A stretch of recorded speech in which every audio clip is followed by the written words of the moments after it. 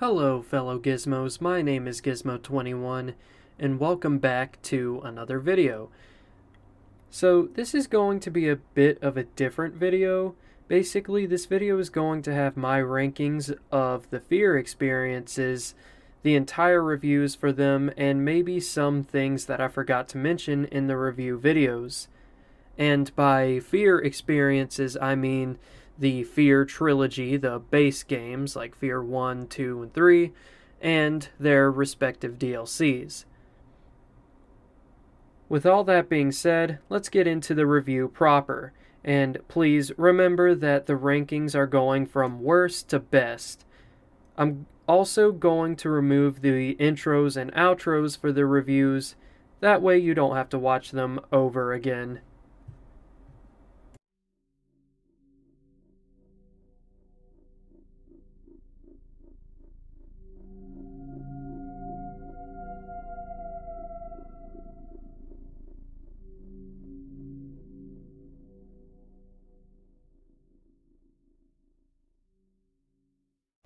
Ah yes, the F.E.A.R 1 DLCs. Honestly, both of these DLCs are just kinda shit.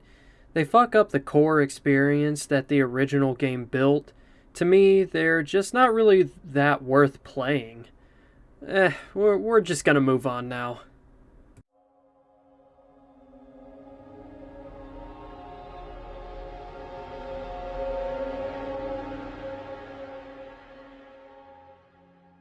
F.E.A.R 3 takes place immediately after the events of F.E.A.R 2. In F.E.A.R 3, you play as Point Man again, but he's only really Point Man in name. Here lies the first problem I had with the game. You play as Point Man in F.E.A.R 1 as well.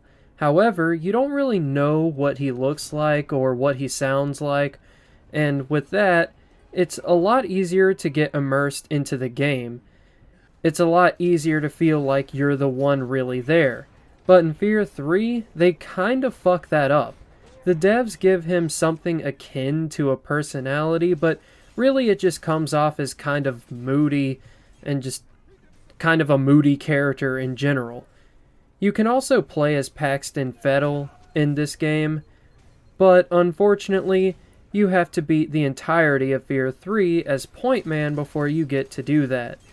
Playing as Paxton is actually pretty damn fun, but by the time you get through F.E.A.R 3, at this point, you're kind of just sick of the game. Which is something that really never happened in F.E.A.R 1 or 2.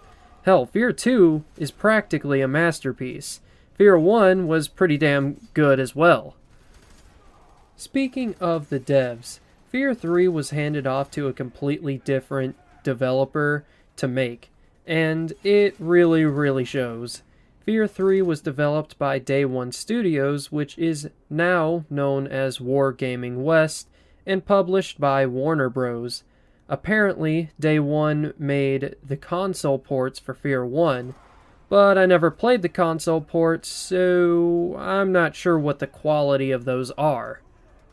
But still, you would think that maybe it would translate to a general idea of what made F.E.A.R 1 really great and what made F.E.A.R 2 really great, but it didn't, so you'll see if you play the game yourself. And continuing on in the review, F.E.A.R 3 was made for co-op, but good luck trying to find anyone because I sure as hell couldn't. There are some parts that you can really tell were made for co-op, and maybe it would have been more fun, but the entire game is just kinda a drag when you're by yourself. In F.E.A.R 3, the reflexability is pretty much pointless, and there's all these collectibles that you can get that, again, to my knowledge, is kinda pointless. I'm not saying that there's anything necessarily wrong with collectibles. I mean, if that's your thing, that's your thing, but I just didn't really feel like it didn't really feel like it belonged in a F.E.A.R game all that much, especially considering F.E.A.R 1 and 2 didn't have any collectibles really at all. The game also manages to fuck up the shotgun, and overall the game is just kinda stale, and so is the level design. which is really sad because the previous two games were not like that at all.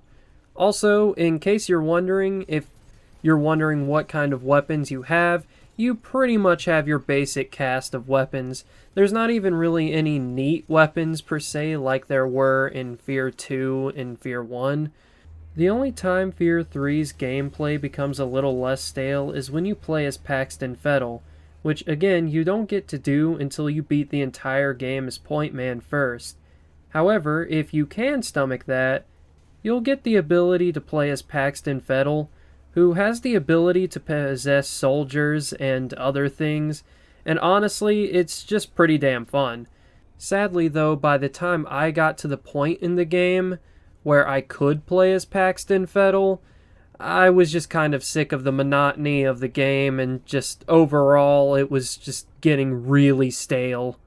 Also, as a side note, one of the funnest parts of F.E.A.R 3, and one thing I would definitely recommend you kinda play it for if it's your thing, is the power armor segments of the game. It's really fun. I really like that. If F.E.A.R 3 was the entirety of just that, then it would be a better experience. Overall, the game is just kind of meh. If you want to scratch the F.E.A.R itch, then I recommend you just play the first one or the second one. The only reason you have to play F.E.A.R 3 is the power armor segments I just mentioned, if you really, really, really want to play as Paxton for some reason, and narrative, I guess.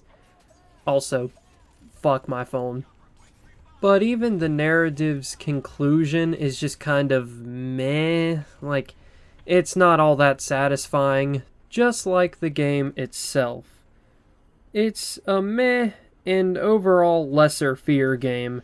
I feel like F.E.A.R 3 is just kind of a product of its time, if it's even possible to be a product of its time, being that it came out in 2011.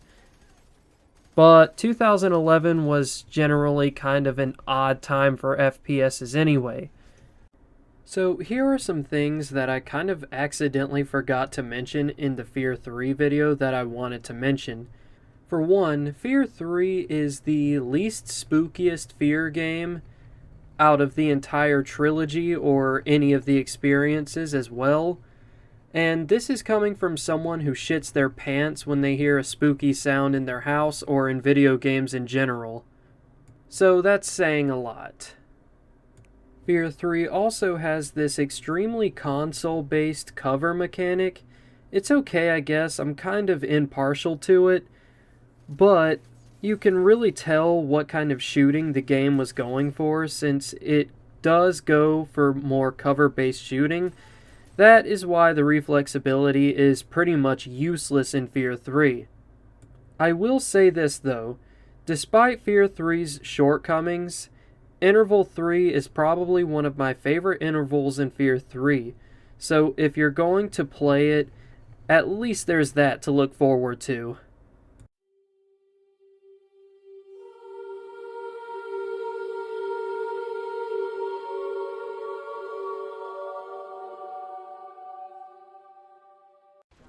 Yes, I am putting the F.E.A.R 2 Reborn DLC above F.E.A.R 3. The base game of F.E.A.R 2 alone is a complete masterpiece, but the developers chose to keep it safe with the DLC and decided to just kind of bring more of what was already good with F.E.A.R 2. Is it as good as F.E.A.R 2? Absolutely not. But it's a fun little DLC, and when comparing it to F.E.A.R 1's DLCs, it's absolutely a gem.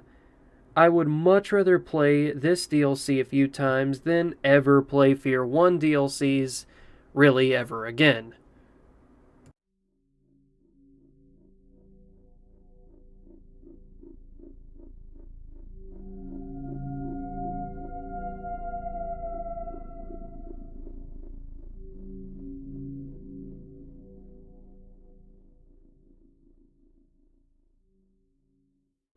F.E.A.R was developed by Monolith Productions, the same guys who made Blood, Shadow of Mordor, and Shadow of War.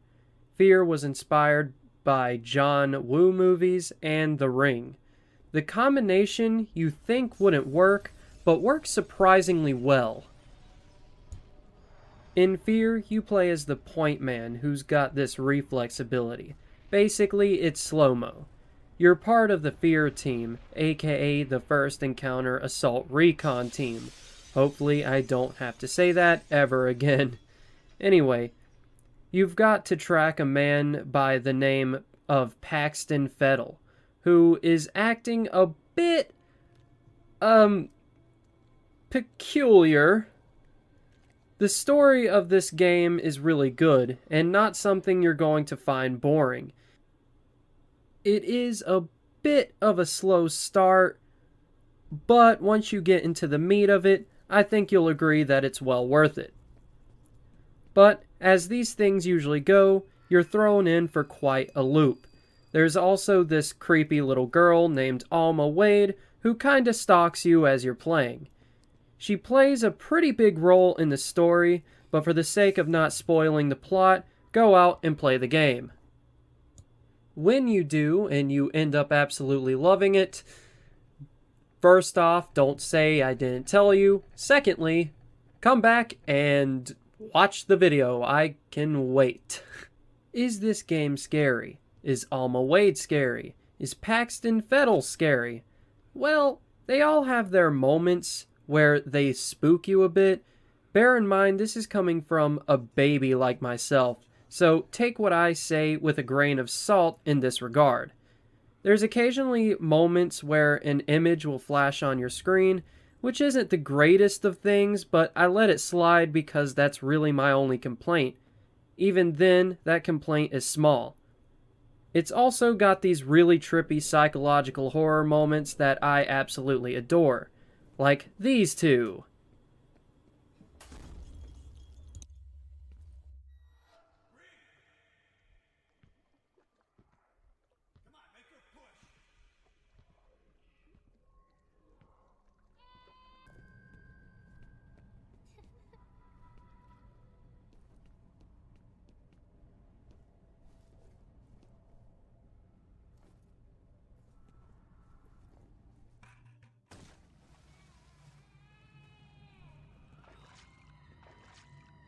And those are towards the beginning of the game. There were also times when I was looking back at footage to make this video and would see Alma in the video, but I didn't realize she was there when I was playing the game, which, not going to lie, kind of freaked me out a little bit. Enemies. For the most part, you're going to be fighting a lot of these clone soldiers that Paxton Fettel controls. Hence why you need him dead. There will be times when you fight the Heavy, which is basically this juggernaut enemy. There's also the replica assassins that can turn invisible and can scare the shit out of you if you're not expecting them. You can't forget about the power armor soldiers. The AI in this game is really smart.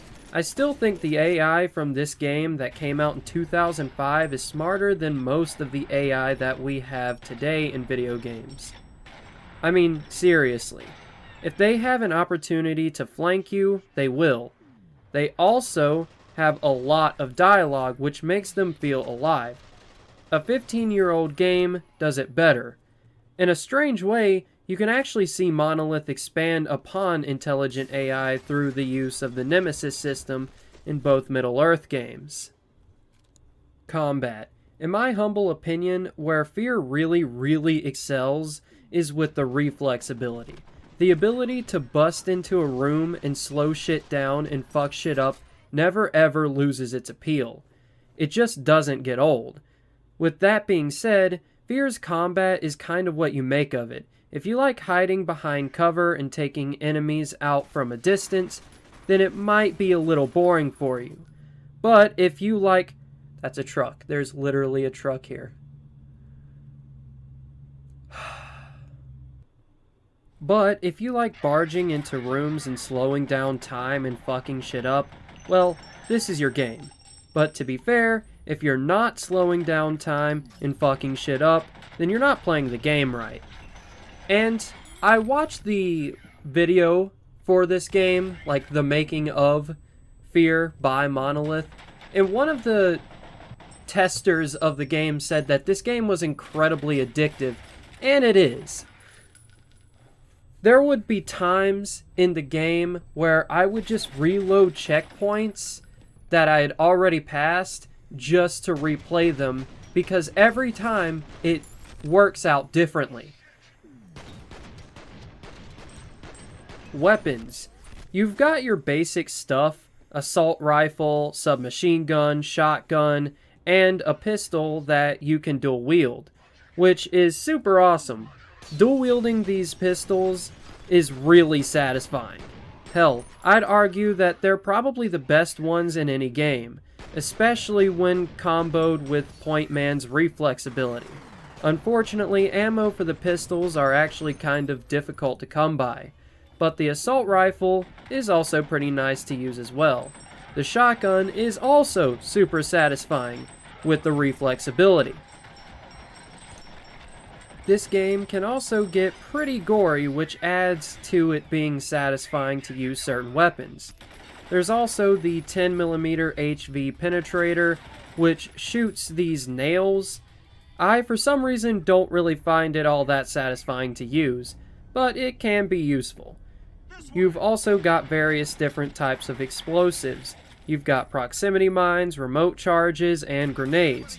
When you throw a grenade, the moment it hits the ground, it explodes, which I absolutely love.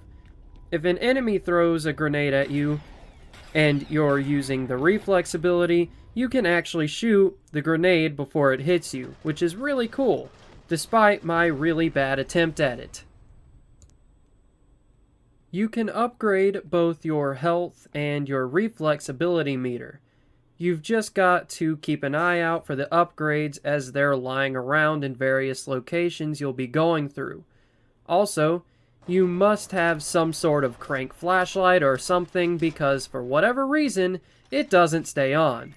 Not going to lie though, I like that mechanic. It adds to the spookiness. Speaking of spookiness, F.E.A.R definitely has atmosphere, but again, it isn't the spookiest atmosphere. But it has its moments. One thing I do like about the atmosphere though, is that the whole time you're playing the game, you feel like you're a part of something bigger. And not necessarily in a good way either. Something that you may not be able to actually handle. Hence, the story.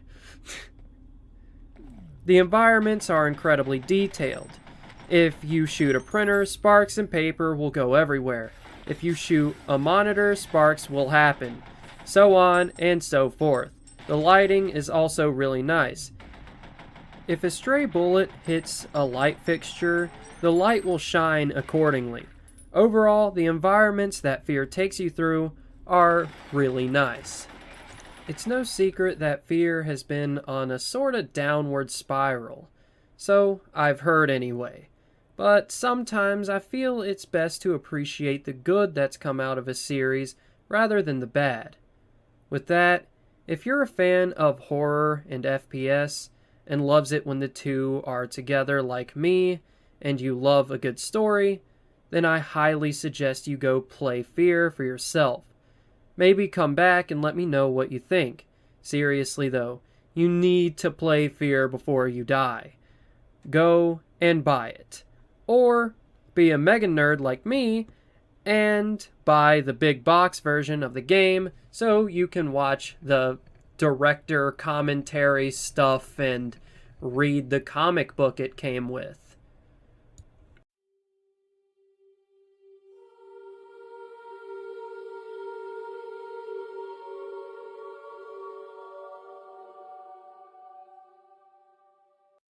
In F.E.A.R 2, you play as a man by the name of Michael Beckett, who is part of a Delta Force team codenamed Dark Signal. They're sent into Genevieve Aronsteed's penthouse to arrest her, which you may recognize her from the first game. As this happens though, ATC troops attack and everything kinda goes to shit after that. Genevieve starts to explain how the members of Dark Signal are important to stopping Alma, but as she does so, Point Man from the original F.E.A.R game detonates the reactors in the Origin facility. When you wake up, it's at this point when you get your reflex ability, and you learn why you're important to Genevieve and Alma. Basically, think of Genevieve as a wingman of sorts. She's trying to set you up on a nice/forced date with Alma, who is extremely attracted to you. And to keep things family friendly, she wants to do a little more than just go for dinner, if you're catching my drift. Isn't Genevieve awesome? She's such a good gal for helping us out. I mean, really, could you name a better person than Genevieve? I mean, seriously, come on. I bet you can't. Anyway, that's just a super brief and purposely shitty rundown of the narrative. Trust me, if you want to learn more about it, I highly suggest you play the game for yourself, especially if you love yourself a good yandere sort of story. And as a proud member of r/yandere, r/yandere hentai, and r/lonely, I highly recommend, especially if you fit any of those categories. Oh. Hi. Do I kill you? I can't kill you. Good to see you. Oh, wow. You have changed. Oh, damn. You have indeed changed. What? Oh, damn. You have changed. Alright. Alright. You can have me, Alma. God damn. You can have me. Holy shit. In all seriousness, the narrative is mature and fucked up, and I absolutely love it. In F.E.A.R 2, the level design is a little bit different than that of the original F.E.A.R game. In F.E.A.R 1, it's perfectly possible to play the entire game just by busting into a room, slowing shit down, and fucking shit up. In F.E.A.R 2, however, there is some of that, but not nearly as much. Bizarrely enough, this is the same case I had with the original F.E.A.R DLCs, which were absolutely awful because the levels were designed in a similar way as F.E.A.R 2, but wasn't as optimized, and by optimized, I mean the combat in F.E.A.R 2 can actually compensate for cover-based shooting, whereas the original F.E.A.R just wasn't. The level design in F.E.A.R 2 sometimes promotes cover-based shooting, and so did those DLCs. But the combat for cover-based shooting in F.E.A.R 2 is a hell of a lot better, and actually sort of satisfying. Maybe someday I'll get into the DLCs of the original F.E.A.R, but I have no idea when because for whatever reason, OBS refuses to record them. And honestly, I can't blame it. There was this one part when you're riding on this tram and enemies are coming for your ass in damn near every direction. It was chaotic and kinda cool, but it made me sort of motion sick for some reason. This was one of the only parts of the game that I honestly could have done without. In the original F.E.A.R, the reflex ability felt like an absolute necessity. You're going to be using the reflex ability from start to finish. But in F.E.A.R 2, you really don't have to use it, if you don't want to. Remember how I said in the original F.E.A.R video that the combat is whatever you make of it? Well, with F.E.A.R 2, even more so. Sure, you can use the reflex ability, but now that you have the ability to aim down iron sights, you can also make F.E.A.R 2 into a cover-based shooter. And honestly, there's nothing wrong with that. But to me, I still like busting into a room, slowing shit down, and fucking shit up. And that aspect has not gotten any less satisfying. It's still just as satisfying as it was in the original game. Though they did kind of fuck up the shotgun, but I didn't use it all that much in my playthrough of F.E.A.R 2, so for me, it's not too big of a deal. But it varies depending on who you ask. Speaking of, for the most part, you've got the same arsenal of weapons from the original game, but they've been completely reskinned. Also, remember that leaning shit you did in the original F.E.A.R? Well, yeah, you're not going to be doing any of that anymore. I don't know why they took that shit out, especially since F.E.A.R 2 can be more cover-based than the original game, but it probably has something to do with it having consoles in mind during development. One thing I do miss about the original F.E.A.R that is absent in F.E.A.R 2 is when you would fight in the original game, you would fight entire squads at a time, but in F.E.A.R 2, it's just kind of hordes of enemies. Not only that, but the AI in general seems to be a little dumbed down. They also don't have much of the great dialogue that I absolutely loved in the original game. It was absolutely awesome to feel like you were feared in the original game, but F.E.A.R 2 doesn't really have that effect at all. If anything, you feel like the complete opposite of that, which in a bizarre way actually adds to F.E.A.R 2's spookiness.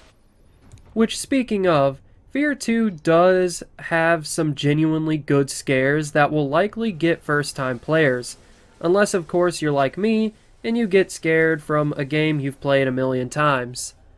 There's also segments of the game when you're using this mech thing essentially, and these parts are actually pretty damn cool.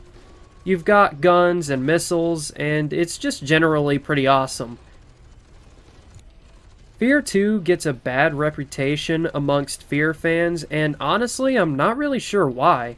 In my opinion, it adds to what was already great about the original game, and overall, I just love the game and highly recommend it.